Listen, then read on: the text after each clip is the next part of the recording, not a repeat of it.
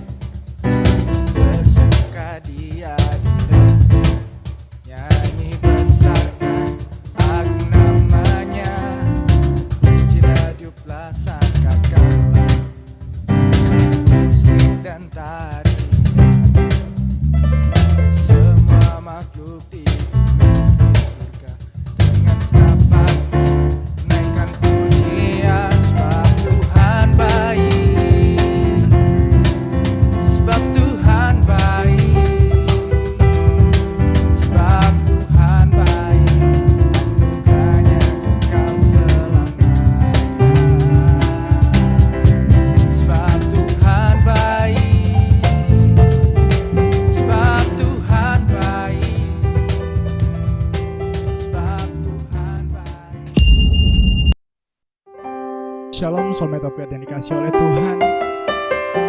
Mari kita mau satukan hati kita pada sore hari ini. Mari kita mau mulai ibadah kita pada sore hari ini. Mari kita mau sama-sama berdoa. Bapa kami yang dalam kerajaan surga, kami mengucap syukur Tuhan buat kebaikan-Mu dalam kehidupan kami Tuhan. Terima kasih Tuhan. Pada hari ini Tuhan, kami akan memulai ibadah kami Tuhan. Engkau berkati ibadah kami ini Tuhan, mulai dari awal, pertengahan sampai pada akhirnya Bapa. Biar Roh Kudus-Mu, kuasa-Mu Tuhan hadir di tempat ini Tuhan, bersama-sama dengan kami Bapa. Terima kasih Tuhan, terima kasih Yesus. Dalam nama Tuhan Yesus kami berdoa. Haleluya.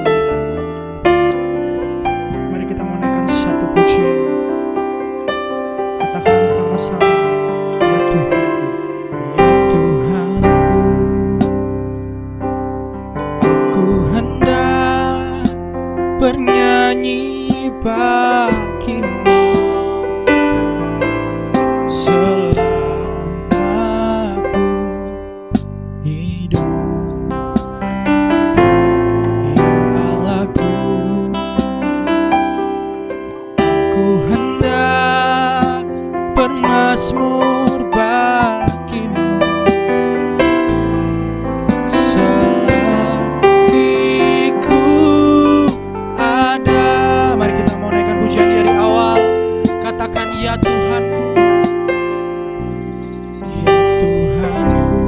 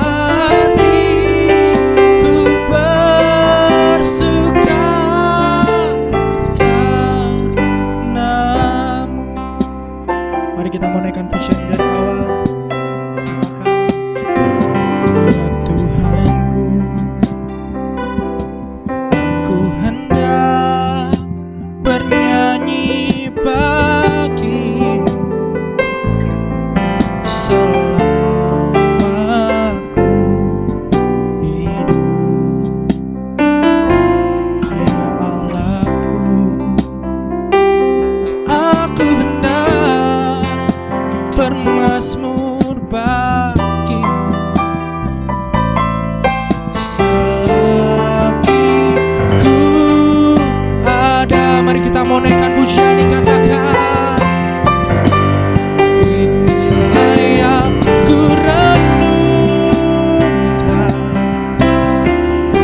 setiap waktu. Nyanyian pujian dan pengagungan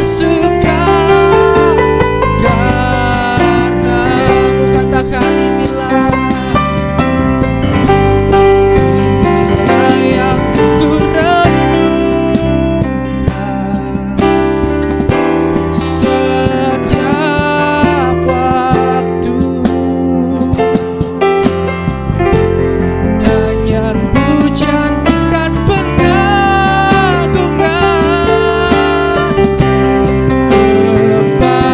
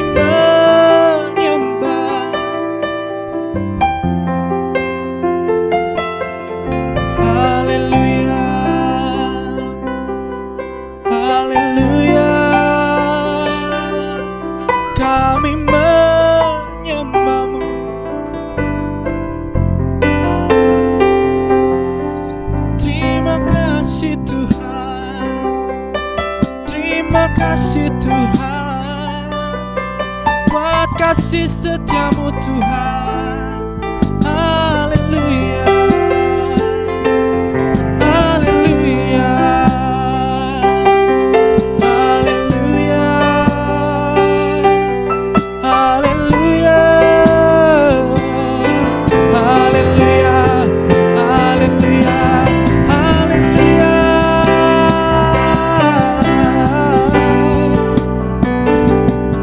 Haleluya.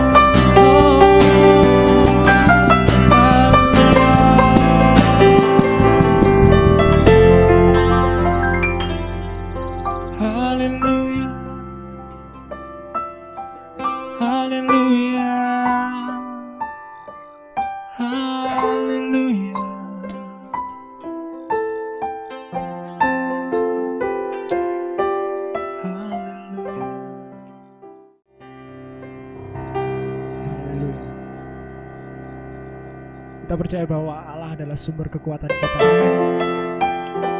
Mari kita memujikan Allah sumber kuatku. Haleluya.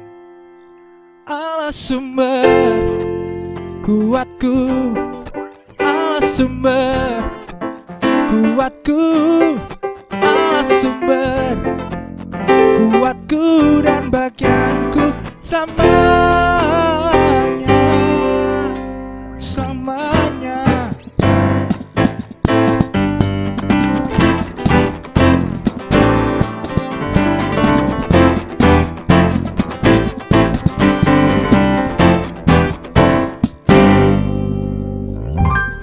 Hanya kau milikku di surga.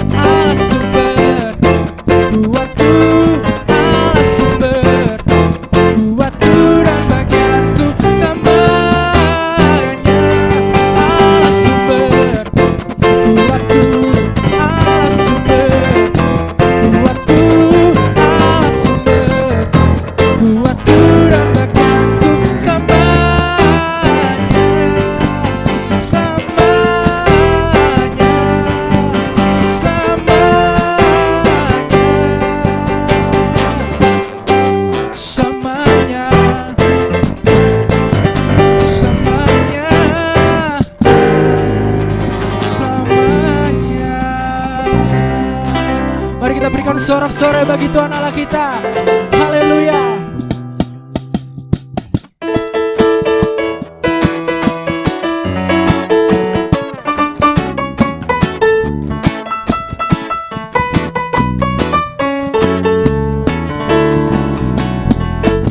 Sungguh kau mempesona, segala perbuatanmu hapuskan raguku.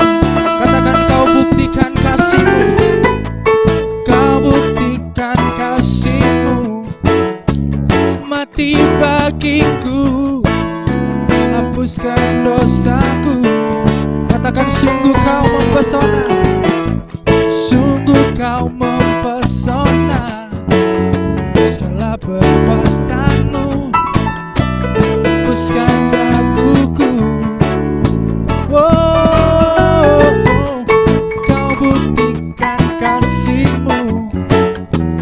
Mati bagiku, hapuskan dosaku. Kau ubahkan hidupku, semua menjadi baru. Sekarang ku bersuka di dalam-Mu, Yesusku.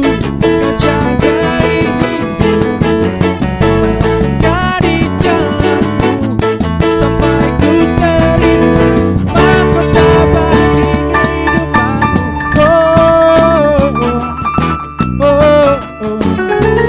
Shalalala. Katakan sungguh kau mempesona, sungguh kau mempesona, segala perbuatanmu hapuskan raguku. Oh, oh, oh.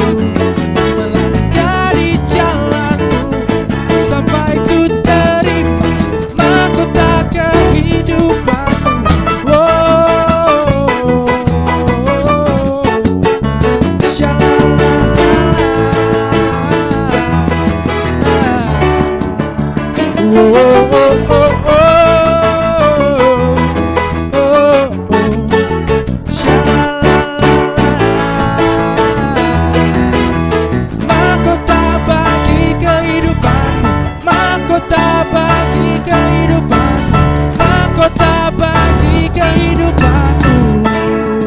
Mari kita berikan sorak-sorai bagi Tuhan Allah kita sekali lagi. Haleluya. Mari kita mau siapkan hati kita untuk menyambut firman Tuhan.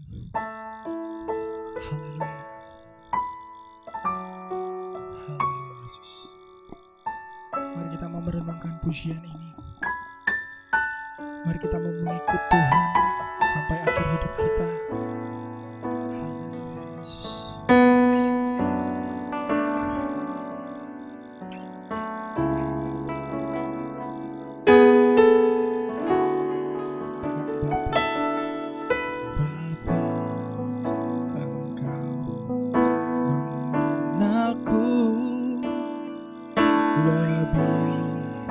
Dari siapapun Kau tahu ceritaku dan isi hatiku. Katakan tak peduli,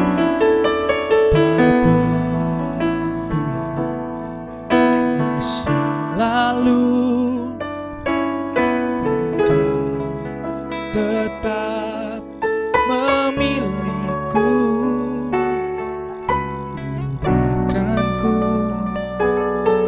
sempurnakan, jadikan yang indah. Katakan, kini aku percaya, kini aku percaya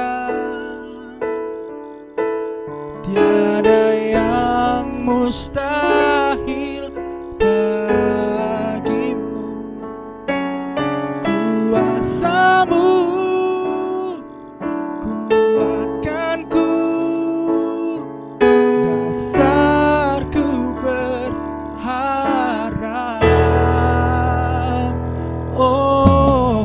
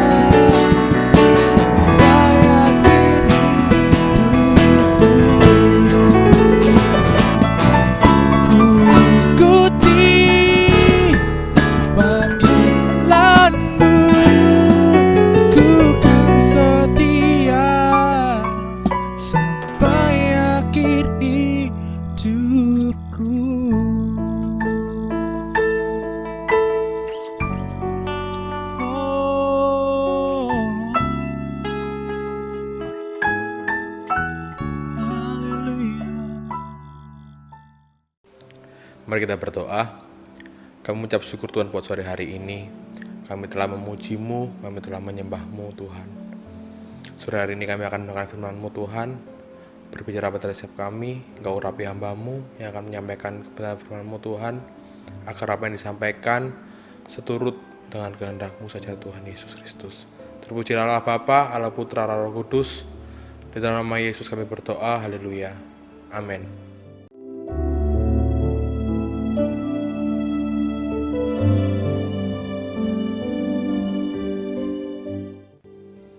Shalom, puji nama Tuhan. Pada kesempatan ini kita boleh berkumpul kembali. Kita sama-sama mendengarkan firman Tuhan. Hari ini kita akan belajar firman Tuhan di dalam Wahyu pasal yang kedua ayat yang ke-10b. Wahyu pasal yang kedua ayat yang ke-10b dikatakan, "Hendaklah engkau setia sampai mati, dan aku akan mengaruniakan kepadamu mahkota kehidupan." Firman Tuhan hari ini berbicara mengenai hendaklah engkau setia sampai mati. Perkataan setia berarti kita harus melakukan segala sesuatunya sesuai dengan tujuan. Menurut Kamus Bahasa Indonesia, ya setia itu yang pertama berpegang teguh atau kita berpegang pada perjanjian, pendirian dan sebagainya. Yang kedua, tetap dan teguh hati. Yang ketiga, berpegang teguh yaitu memenuhi janji. Nah, kalau orang setia berarti orang itu memenuhi janji-janjinya. Kita akan menjadi orang yang betul-betul setia kalau kita boleh menepati janji kita. Tuhan pun berjanji kepada kita dalam setiap harinya. Matahari selalu bersinar dari timur, terbenamnya sampai ke barat. Dia selalu setia menepati janji. Hujan pun dia selalu menepati janji pada musimnya. Demikian juga dengan kesetiaan kita. Kesetiaan yang bagaimana? Kesetiaan adalah keteguhan hati kita. Hati kita teguh. Contoh, kalau Bapak, Ibu, Saudara semua dikatakan setia. Contoh ya, tapi sebutkan dalam hati.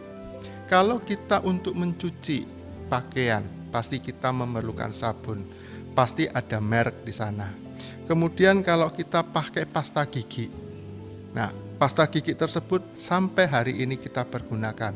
Sampo pun kita pergunakan, bahkan mie instan pun kita pakai dengan merek tertentu. Nah, berarti di sini Bapak, Ibu, Saudara pun sudah melakukan dengan setia.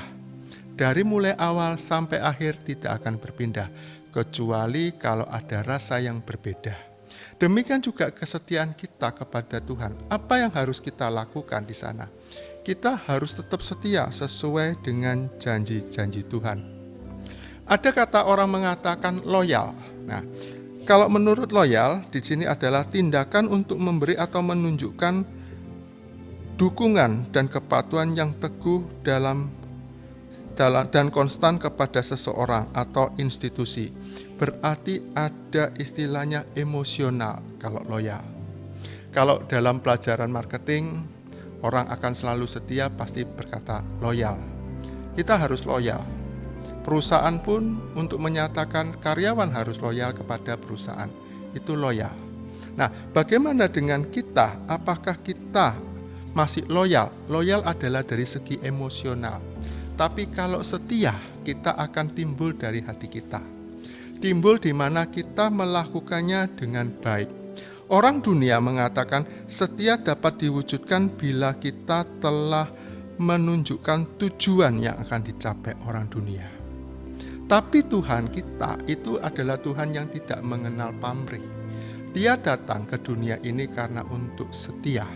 Dia mengasihi kita, bahkan rela mati di kayu salib untuk kita. Nah, kalau kita setia, firman Tuhan sudah mengatakan kepada kita, yuk kita lihat. Bagaimana kesetiaan kita? Kita mau lihat di dalam Yakobus pasal yang keempat. Yakobus pasal yang keempat, ayat yang pertama, dikatakan, "Dari manakah datangnya sengketa dan pertengkaran di antara kamu? Bukankah datangnya dari hawa nafsumu yang saling berjuang di dalam tubuhmu?" Nah, di sini dikatakan, dari manakah datangnya sengketa dan pertengkaran di antara kamu? Kalau kita mau melakukan setia dalam tubuh kita, pasti kita akan berpikir kalau setia tantangannya begitu banyak. Bapak Ibu sudah mengalami semua, kalau kita setia pasti tantangannya banyak. Apa saja yang mempengaruhi kita?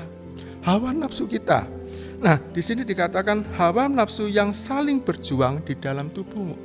Berarti kalau kita mau setia, contoh, kalau kita mau setia ibadah, hujan turun. Apa yang harus kita lakukan? Tetap berbakti.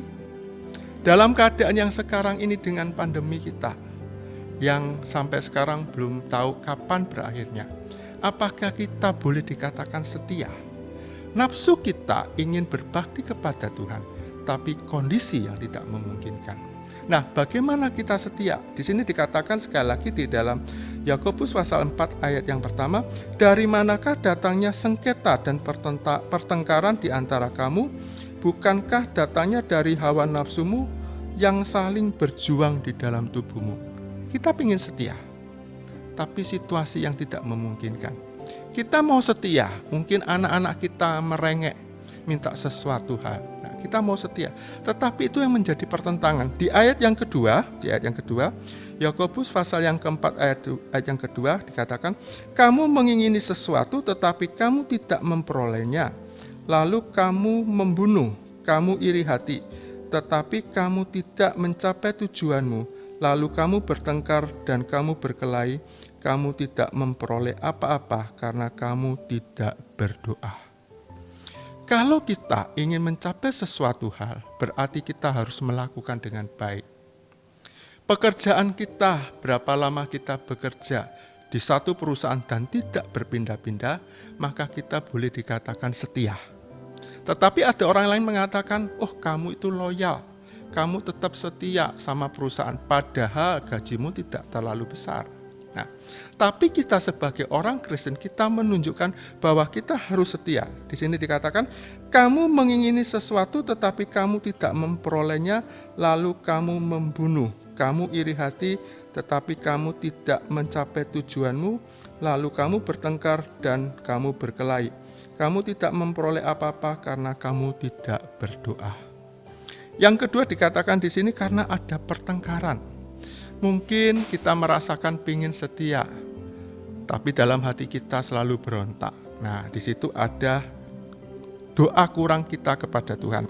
Kemudian di dalam Yakobus pasal yang keempat ayat yang ketiga di sini dikatakan, atau kamu berdoa juga, tetapi kamu tidak menerima apa-apa karena kamu salah berdoa, sebab yang kamu minta itu hendaklah kamu habiskan untuk memuaskan hawa nafsumu. Kita memang berdoa, Tuhan saya pingin ini, Tuhan itu bernafsu. Tapi kalau kita Tuhan saya mau melakukan ini, kalau engkau izinkan untuk aku berjalan, aku akan melakukan. Nah, itu berarti ada kata setia. Nah, kalau seseorang itu harus setia, orang itu harus setia, apa godaan yang harus kita lakukan?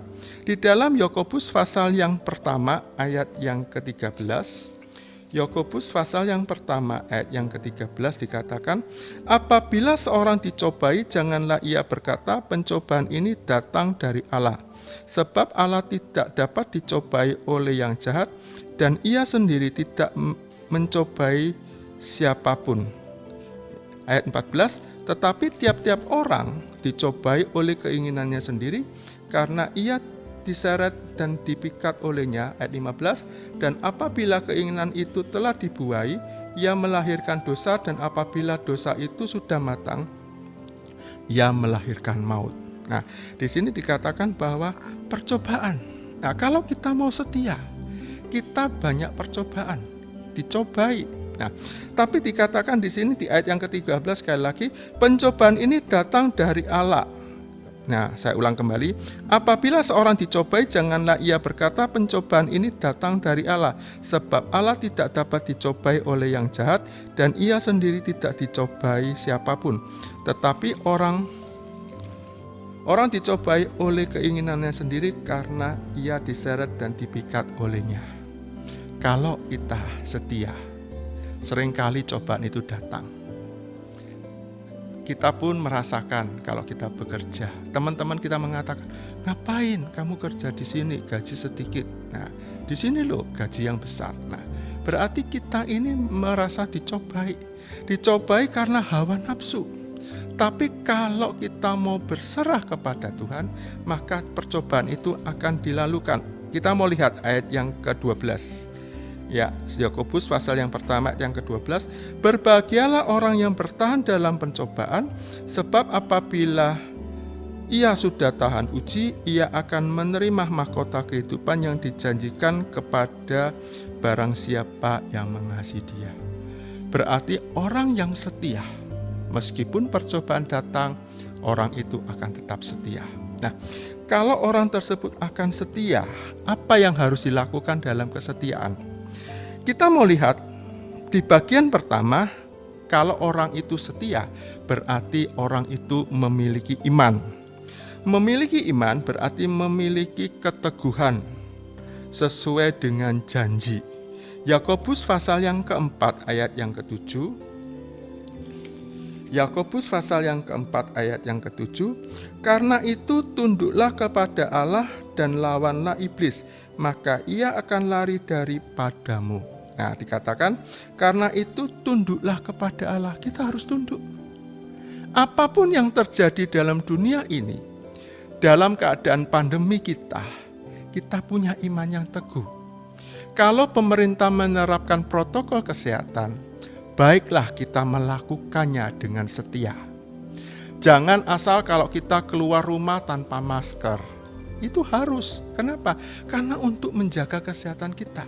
Seringkali orang mengatakan, itu kan sudah berlalu, saya sudah bosan dengan keadaan sekarang ini. Oke, saya mau berkerumun dan sebagainya. Hati-hati. Pemerintah sudah memberikan protokol kesehatan. Bagaimana dengan kita? Apakah kita masih setia? Kalau kita mau setia, berarti kita menuruti setiap apa yang harus kita lakukan. Setia di sini adalah mentaati janji. Nah, dikatakan di sini sekali lagi di dalam Yakobus pasal 4 ayat yang ke-7, karena itu tunduklah kepada Allah dan lawanlah iblis, maka ia akan lari daripadamu. Yang pertama adalah kita harus punya iman yang teguh. Kalau iman yang teguh berarti apapun yang menghalangi kita, Tuhan itu pasti tolong. Kita mau lihat di dalam Kolose pasal yang pertama. Kolose pasal yang pertama ayat yang ke-23, Kolose yang pertama ayat 23. Sebab itu kamu harus bertekun dalam iman, tetap teguh dan tidak bergoncang, dan jangan mau digeser dari pengharapan Injil yang telah kamu dengar dan yang telah dikabarkan di seluruh alam di bawah langit, dan yang aku ini Paulus telah menjadi pelayannya. Nah, Rasul Paulus juga memberikan kepada kita. Rasul Paulus dengan setia melayani jemaat pada masa itu. Demikian juga dengan kita. Nasihat Paulus mengatakan, sebab itu kamu harus bertekun dalam iman. Bertekun dalam iman, tetap teguh dan tidak tergoncangkan. Dan janganlah kamu digeser dari pengharapan Injil yang telah kami dengar dan yang telah dikabarkan di seluruh alam di bawah langit, dan yang aku ini Paulus telah menjadi pelayannya. Nah, kita harus setia. Akhir-akhir ini banyak sekali kejadian-kejadian yang kita tidak pahami. Bencana alam sudah terjadi, peperangan sudah terjadi, perpindahan iman juga sudah terjadi. Akhir zaman sudah berjalan. Bagaimana dengan kita? Apakah kita masih setia? Kalau kita masih setia, Rasul Paulus sudah mengatakan tetap teguh dalam iman dan tidak tergoncangkan. Berarti kita harus punya kesetiaan. Kita mau lihat di dalam Kisah Para Rasul pasal 14 ayat yang ke-22. Kisah Para Rasul pasal 14 ayat yang ke-22 dikatakan, di tempat itu mereka menguatkan hati murid-murid dan menasihati mereka supaya mereka bertekun di dalam iman dan mengatakan bahwa untuk masuk ke dalam kerajaan Allah kita harus mengalami banyak sengsara. Benar firman Tuhan ini. Firman Tuhan ini sudah tergenapi. Berapa lama Tuhan Yesus akan datang? Saya pribadi itu tidak tahu, hanya Tuhan sendiri yang tahu. Tetapi dikatakan di sini, di tempat itu mereka menguatkan hati murid-murid dan menasihati mereka supaya mereka bertekun di dalam iman dan mengatakan bahwa untuk masuk ke dalam kerajaan Allah kita harus mengalami banyak sengsara. Kita harus tekun. Apapun yang terjadi, pandemi ini pun boleh berjalan. Kita tetap harus bertekun. Yang pertama tadi dikatakan iman yang teguh. Yang kedua, kalau kita mau setia, kita harus bisa memiliki relasi dengan Allah. Kalau kita punya sahabat yang baik dalam kehidupan kita, sahabat itu datangnya tidak seketika, tapi sahabat itu akan berjalan sesuai dengan waktu. Kita tahu sahabat, kita mau lihat kalau menjadi sahabat itu bagaimana. Di dalam Amsal 17 ayat yang ke-17, Amsal 17 ayat yang ke-17, seorang sahabat menaruh kasih setiap waktu dan menjadi seorang saudara dalam kesukaran. Nah, berarti di sini seorang sahabat menaruh kasih. Berarti kalau kita punya sahabat, pasti kita punya koneksi. Kita punya relasi sahabat kita. Mungkin sahabat kita lagi sakit, kita merasakan, oh iya ya, mungkin sahabat saya sakit, saya tengokin.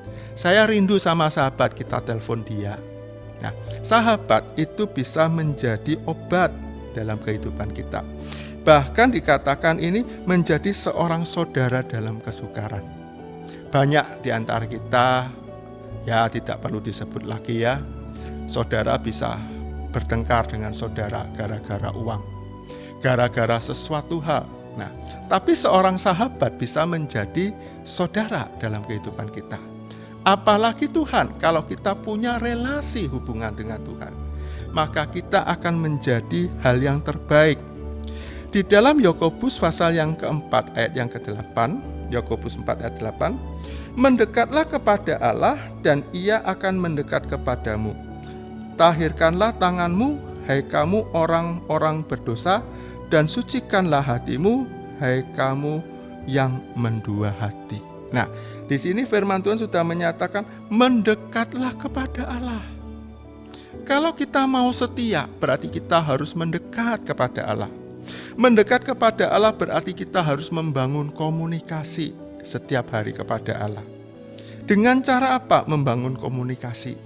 Mungkin orang pernah mengatakan begini ya, Tuhan itu hanya sejauh dari doa. Memang benar, dekat sekali. Kalau kita berdoa, Tuhan itu pasti senang. Nah, berdoa kepada Tuhan dengan hati yang jujur dan digerakkan oleh Roh Kudus. Berarti doa ini ada komunikasi. Kita mau lihat Yohanes pasal yang keempat. Yohanes pasal yang keempat ayat yang ke-22. Yohanes pasal yang keempat ayat yang ke-22. Kamu menyembah apa yang tidak kamu kenal, kami menyembah apa yang kami kenal, sebab keselamatan dari bangsa Yahudi. Ayat 23. Tetapi saatnya akan datang dan sudah tiba sekarang bahwa penyembah-penyembah benar akan menyembah Bapa dalam roh dan kebenaran, sebab Bapa menghendaki penyembah-penyembah demikian. Ayat 24. Allah itu roh, dan barang siapa menyembah Dia harus menyembahnya dalam roh dan kebenaran. Nah, di sini kita punya relasi. Kita berdoa setiap hari. Ada hubungan. Menyembah, pergunakan waktu yang ada. Mungkin kita bisa menyembah sebelum kita beristirahat. Malam hari gunakan waktu, mungkin 5 menit, 10 menit kita menyembah. Atau yang paling enak lagi fresh itu adalah pagi hari pada waktu kita bangun. Kita bisa menyembah, berkomunikasi dengan Allah. Kita bisa mendengarkan firman Tuhan. Firman Tuhan itu bisa kita baca setiap hari. Di dalam Mazmur pasal yang pertama, Ya, Mazmur pasal yang pertama, ayat yang pertama sampai yang ketiga. Berbahagialah orang yang tidak berjalan menurut nasihat orang fasik, yang tidak berdiri di jalan orang berdosa, dan yang tidak duduk dalam kumpulan pencemooh. Ayat 2, tetapi yang kesukanya ialah Taurat Tuhan, dan yang merenungkan Taurat itu siang dan malam. Ayat 3, ia seperti pohon yang ditanam di tepi aliran air, yang menghasilkan buahnya pada musimnya, dan yang tidak layu daunnya, apa saja yang diperbuatnya berhasil. Ayat yang ke-6, sebab Tuhan mengenal jalan orang benar, tetapi jalan orang fasik menuju kebinasaan. Berarti kita harus mengenal Tuhan. Lewat apa? Lewat firman Tuhan. Firman Tuhan kita baca setiap hari. Kalau kami punya grup di dalam Dewasa Muda, sehari membaca Alkitab adalah 3 pasal.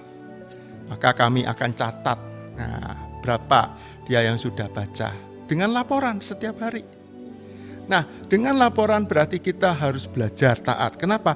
Karena kita memiliki korelasi atau hubungan dengan Tuhan. Kemudian kalau kita mempunyai hubungan kepada Tuhan, berarti kita mencari kepada Tuhan. Matius 6 ayat yang ke-33 dikatakan, tetapi carilah dulu kerajaan Allah dan kebenarannya, maka semua itu akan ditambahkan kepadamu. Carilah dulu kerajaan Allah. Berarti kita mencapai relasi kepada Allah dengan mencari kebenaran. Semua akan ditambahkan. Firman Tuhan sudah berjanji kepada kita. Kalau kita mau berdoa, kita mau hubungan dengan kepada Tuhan, maka akan terjadi dalam kehidupan kita. Bukan hanya itu saja. Kita bisa merefleksikan diri kita. Mazmur 119 ayat yang ke-97 dikatakan di sini. Ya, Mazmur 119 ayat yang ke-97. Betapa ku cintai Tauratmu, aku merenungkannya sepanjang hari. Ayat 96, perintahmu membuat aku lebih bijaksana daripada musuh-musuhku, sebab selama-lamanya itu ada padaku. Aku lebih berakal budi daripada semua pengajarku, sebab peringatan-peringatanmu kurenungkan. Ayat yang ke-100, aku lebih mengerti daripada orang-orang tua, sebab aku memegang titah-titahmu.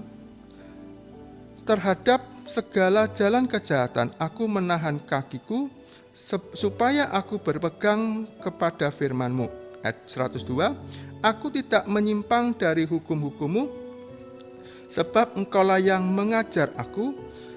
Betapa manisnya janji-Mu itu bagi langkah-langkahku, lebih daripada madu bagi mulutku. Ayat yang ke-104, aku beroleh pengertian dari titah-titahmu. Inilah sebabnya aku benci segala jalan dusta. Ayat yang ke-105, firman-Mu itu pelita bagiku dan terang bagi jalanku. Nah, firman Tuhan itu memberikan kita refleksi. Kalau kita punya relasi hubungan dengan Tuhan, maka firman Tuhan itu sebagai kaca dalam kehidupan kita. Firman Tuhan ini menuntun. Dikatakan ayat yang ke-105, katakan, firman-Mu itu pelita bagiku dan terang bagi jalanku. Nah, firman Tuhan itu menjadi refleksi. Kalau kita punya hubungan baik dengan Allah, maka firman itu akan mengalir dalam kehidupan kita. Dengan cara apa? Kita berdoa kepada Tuhan. Kita mendengarkan firman Tuhan, merenungkan firman Tuhan. Nah, firman Tuhan itu akan memberikan gambaran kepada kita.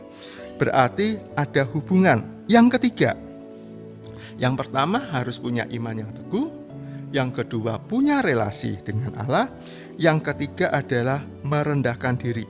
Di dalam Yakobus pasal yang keempat, ayat yang ke-9 dikatakan, sadarilah kemalanganmu, berduka cita dan merataplah. Hendaklah tertawamu kamu ganti dengan ratap dan sukacitamu dengan duka cita. Ayat 10, rendahkanlah dirimu di hadapan Tuhan dan Ia akan meninggikan kamu. Yang ketiga, kalau yang pertama tadi katakan adalah iman yang teguh. Yang kedua, kita mempunyai hubungan dengan Allah, berrelasi. Yang ketiga adalah merendahkan diri di hadapan Tuhan. Kalau kita merendahkan diri, berarti Tuhan itu akan ibah kepada kita. Masih ingat dalam bayangan kita sehari-hari, kalau orang itu rendah kepada kita, maka kita akan menimbulkan ibah. Itu secara manusia. Bagaimana dengan Tuhan? Kalau kita merendahkan diri, berarti kita akan ditinggikan sesuai dengan janji firman Tuhan. Di sini dikatakan merendahkan diri bukan rendah diri, tetapi membiarkan kita untuk menerima apa yang menjadi kekurangan kita. Misal, maaf kalau saya boleh katakan begini. Ada orang yang pintar, tapi tidak mau belajar lagi. Nah, akhirnya dia akan meninggikan dirinya, dan orang itu tidak akan suka. Tetapi orang yang selalu haus pengetahuan, selalu haus akan firman Tuhan, maka dia harus merendahkan diri. Merendahkan diri adalah di hadapan Tuhan. Merendahkan diri adalah memunculkan kepedulian. Filipi pasal yang kedua, ayat yang kedua. Ya, Filipi pasal yang kedua, ayat yang kedua. Filipi pasal yang kedua, ayat yang kedua sampai 4, dikatakan, karena itu sempurnakanlah sukacitaku dengan ini. Hendaklah kamu sehati sepikir dalam satu kasih, satu jiwa, satu tujuan. Ayat 3, dengan tidak mencari kepentingan sendiri atau puji-pujian yang sia-sia. Sebaliknya hendaklah kamu merendahkan hati yang seorang, menganggap yang lain lebih utama daripada dirinya. Ayat 4, dan janganlah tiap-tiap orang hanya merendahkan, ayat 4, dan janganlah tiap-tiap orang hanya memperhatikan kepentingannya sendiri, tetapi kepentingan orang lain juga. Nah, firman Tuhan mengajarkan kepada kita harus merendahkan diri. Merendahkan diri adalah merendahkan di mana kita menimbulkan kepedulian. Dikatakan di sini di ayat yang kedua. Karena itu sempurnakanlah sukacitaku dengan ini, hendaklah kamu sehati sepikir dalam satu kasih, satu jiwa, satu tujuan. Ayat 3, dengan tidak mencari kepentingannya sendiri atau puji-pujian yang sia-sia. Sebaliknya hendaklah kamu dengan rendah hati yang seorang menganggap yang lain lebih utama daripada diri sendiri. Berarti ada kepedulian, merendahkan diri daripada orang lain. Nah, di sini firman Tuhan sudah jelas kepada kita, menganggap orang lain itu lebih penting. Nah, kalau menganggap orang lain lebih penting dengan merendahkan diri, maka kita bisa membawa Kristus dalam kehidupan kita. 1 Korintus pasal yang ke-15, 1 Korintus 15 ayat 9, karena aku adalah paling hina dari semua rasul, bahkan tidak layak disebut rasul, sebab aku telah menganiaya jemaat Allah. Ayat 10, tetapi karena kasih karunia Allah, aku adalah sebagaimana aku ada sekarang, dan kasih karunia yang dianugerahkannya kepadaku tidak sia-sia. Sebaliknya aku telah bekerja lebih keras daripada mereka semua, tetapi bukannya aku, melainkan kasih karunia Allah yang menyertai aku. Berarti di sini ada kasih Allah. Kalau kita merendahkan diri kita, berarti kasih karunia Allah itu ada dalam diri kita. Kita bisa melakukan firman Tuhan sehari-hari dalam kehidupan kita, maka Allah akan beserta dengan kita. Nah, apa yang harus kita lakukan? Maka kita harus setia. Di dalam Wahyu pasal yang kedua ayat yang ke-10, tadi kita sudah baca ya, Wahyu pasal yang kedua ayat yang ke-10, hendaklah engkau setia sampai mati, dan aku akan mengaruniakan kepadamu. Ayat 11, siapa bertelinga hendaklah ia mendengarkan apa yang dikatakan Roh kepada jemaat. Barang siapa menang, ia akan menderita apa-apa oleh kematian yang kedua. Firman Tuhan mengajarkan kepada kita harus setia. Apapun yang terjadi dalam kehidupan kita, kita pun tetap harus setia. Karena apa? Karena kita sudah berjanji, Tuhan, aku mau setia. Kristus pun sudah berjanji, dia mau mati dalam kehidupan kita. Untuk apa? Kita menjadi hidup, kita menjadi sama dengan Kristus. Puji nama Tuhan, kalau firman Tuhan hari ini boleh menggugah kehidupan kita untuk menjadi setia. Alangkah baiknya saran saya, kita tetap setia kepada Tuhan. Tidak ada yang menggeserkan. Kalau kita tetap setia, kita punya iman yang teguh, kita punya relasi dengan Allah, maka kita bisa merendahkan diri di hadapan Tuhan. Dan Tuhan pun akan meninggikan kita. Amin firman Tuhan. Tuhan Yesus memberkati. Mari kita sama-sama berdoa. Terima kasih Bapa, terima kasih Roh Kudus, terima kasih Tuhan Yesus. Engkau sudah berbicara firman-Mu pada hari ini Tuhan. Kami mau setia sampai mati. Kami mau melakukan firman-Mu. Biarlah firman-Mu boleh menjadi pegangan dalam kehidupan kami. Kami percaya Tuhan, dengan iman kami mau setia kepada-Mu Tuhan. Pakai kami Tuhan. Kalau kami kurang setia, ingatkan. Dengan ujian-ujian yang Engkau berikan kepada kami, maka kami harus tetap setia kepada-Mu. Terima kasih Yesus, terima kasih Bapa, terima kasih Roh Kudus. Kami serahkan semua firman yang kami dengar hari ini hanya ke dalam tangan-Mu. Dalam nama Tuhan Yesus Kristus kami sudah berdoa dan mengucap syukur. Haleluya, amin. Shalom, terima kasih. Kita akan ketemu lagi di kesempatan yang akan datang. Tuhan Yesus memberkati.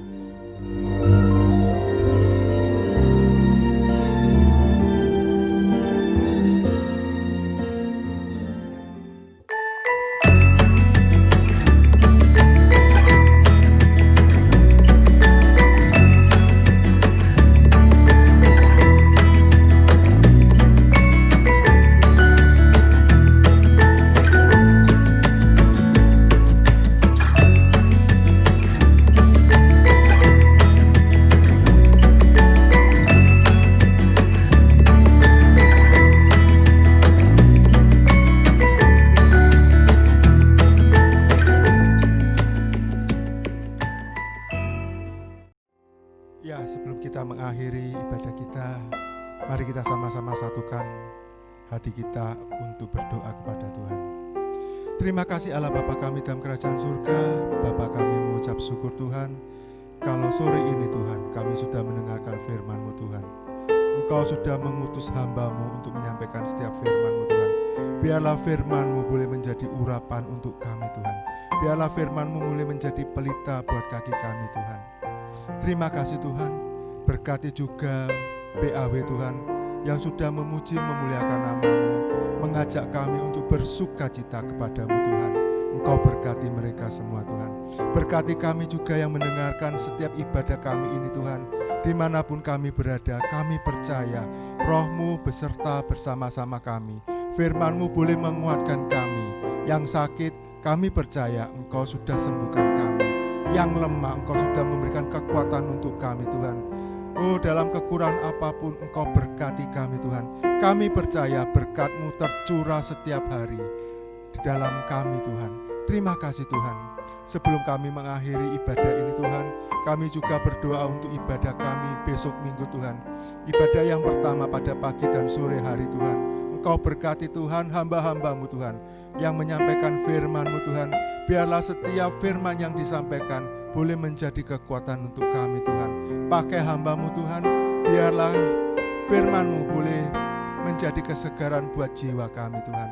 Roh kami boleh tetap memuji memuliakan nama-Mu Tuhan. Terima kasih Tuhan, terima kasih. Terima kasih.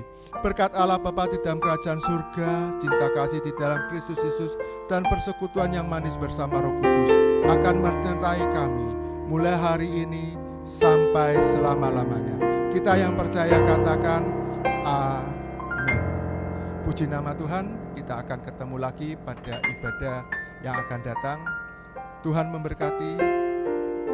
Terima kasih.